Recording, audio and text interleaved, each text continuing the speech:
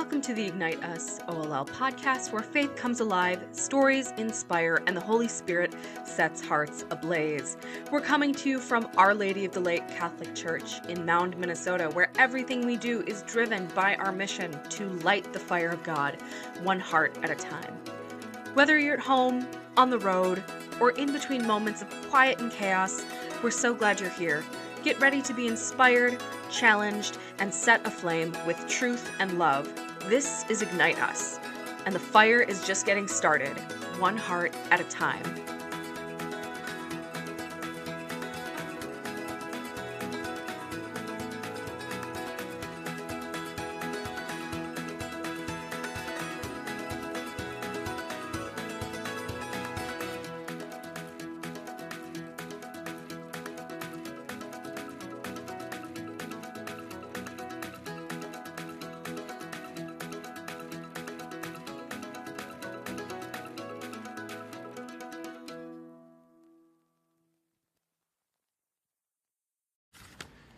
So St. Paul's words today in our second reading, I've always found them to be some of the most intriguing, beguiling, exciting words in any of Paul's writings.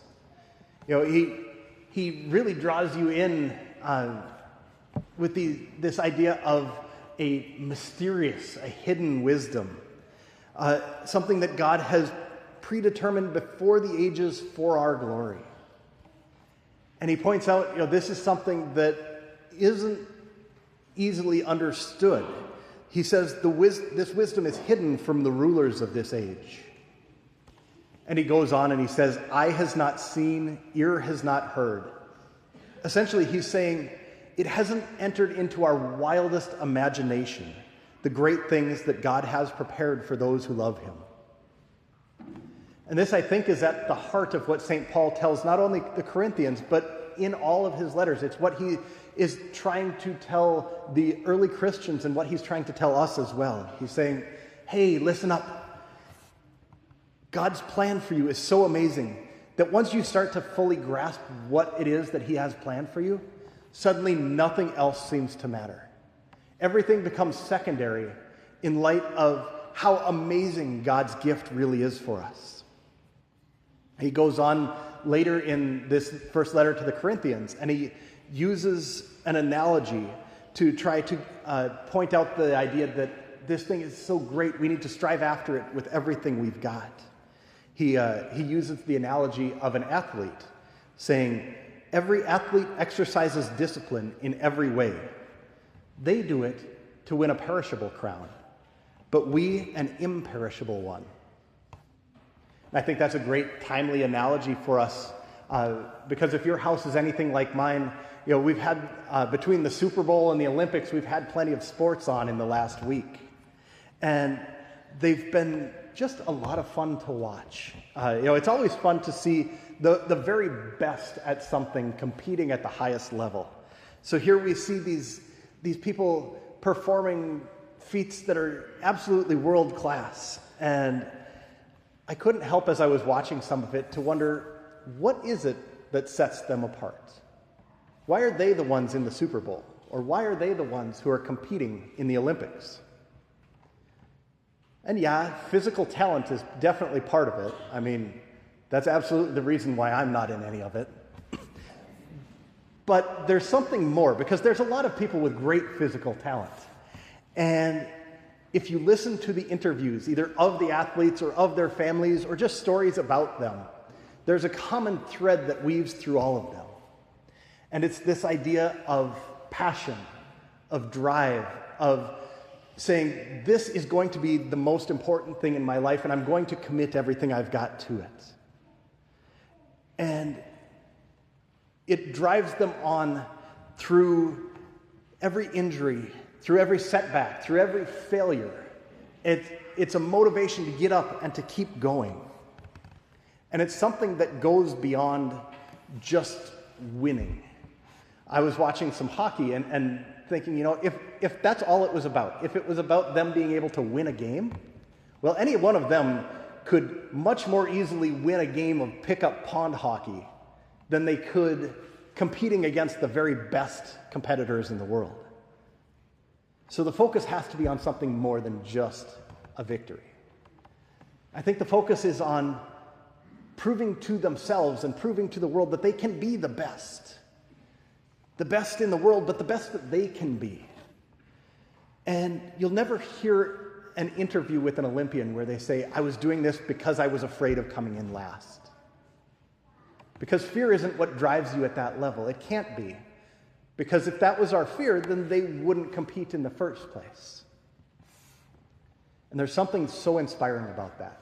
Something so great about the idea that somebody would give so much of themselves to become truly excellent at something.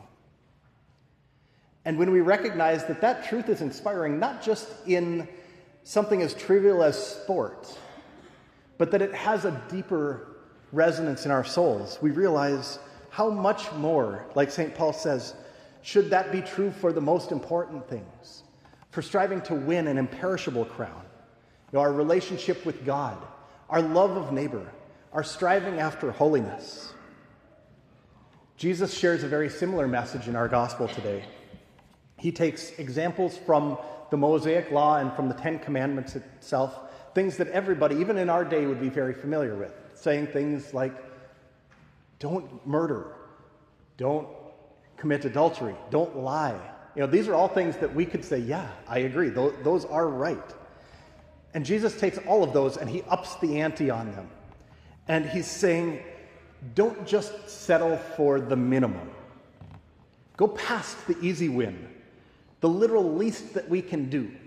Try to get further than that. Push yourself to live a holier and holier life. Going back to the sports analogy, not many of us have a realistic shot of being a pro athlete or of being an Olympian. But we do all have the ability, and it's what we were made for, to become saints, to become holy. It's not out of reach for you, because it's what God made you for. But then, how do we do that? How do we become holy? And like anything else, the answer is that we do it one step at a time. To make it applicable for us right here, right now, today, this Sunday, is 3 days away from Ash Wednesday. We have Mass 9 in the morning, 6:30 p.m. Hope to see you all there.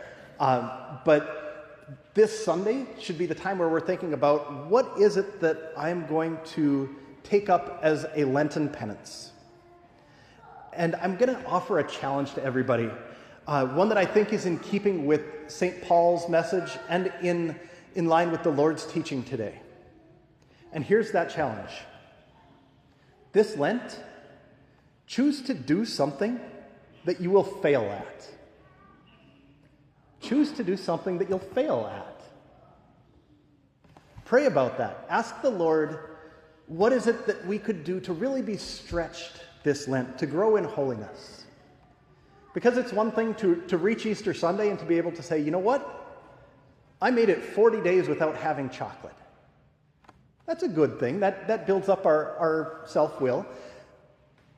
But how much greater would it be to be at Mass here on Easter Sunday and saying, I'm holier today than I was on Ash Wednesday. And in doing so, we have to be not afraid to do more than the minimum, which means not afraid to fail.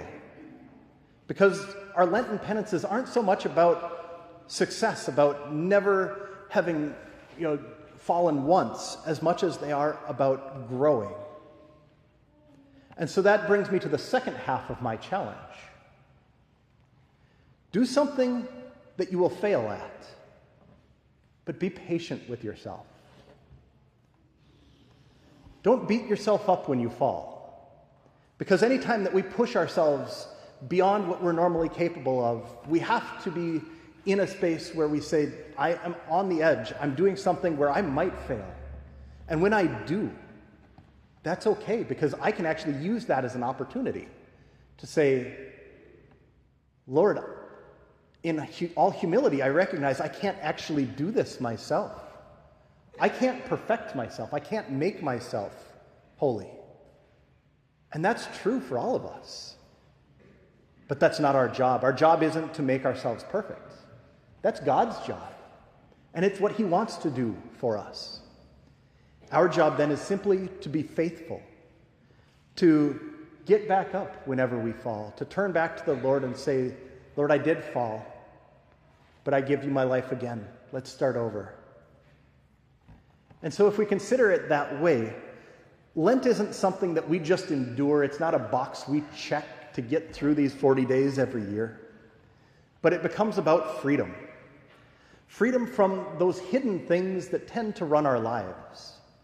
From distractions, from things that tend to cave our hearts in on ourselves, to close us in on self. When we give something up for Lent, what we're really saying is, God, I love you more than I love this thing. And so in that light, Lent then becomes training. It becomes an exercise.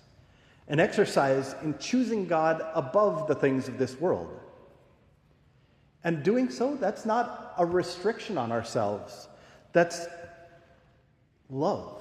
That is what love looks like. It's choosing to forego good for the good of something better. And that type of love leads to freedom. And that freedom leads to a life that's so great, that's so amazing, that eye has not seen, ear has not heard. It hasn't entered into the human heart what God has prepared for you who love him.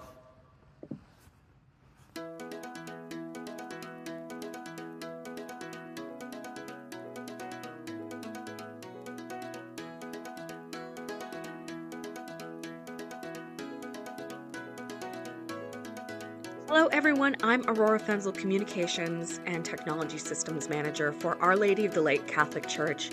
I'm the podcast host and editor. To support us, you can like, follow, share, and subscribe, and also visit us at ourladyofthelake.com for our Mass times and ways to support our mission.